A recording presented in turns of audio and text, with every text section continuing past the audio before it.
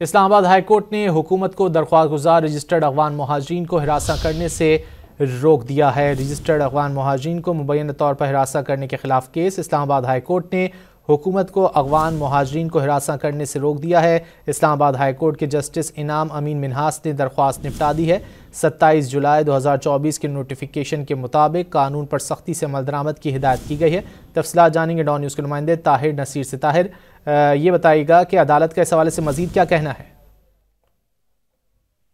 जी बिल्कुल, देखें, पाकिस्तान में मुकीम रजिस्टर्ड अफगान महाजरीन को मुबैना तौर पर हरासा करने के खिलाफ केस की समाअत आज इस्लामाबाद हाई कोर्ट में हुई है। इस्लामाबाद हाई कोर्ट ने अफगान महाजरीन जलालुद्दीन और दीगर की दरख्वास्त निपटा दी है। इस्लामाबाद हाई कोर्ट की 27 जुलाई 2014 के नोटिफिकेशन के मुताबिक कानून पर सख्ती से अमल दरामद की हिदायत भी की गई है।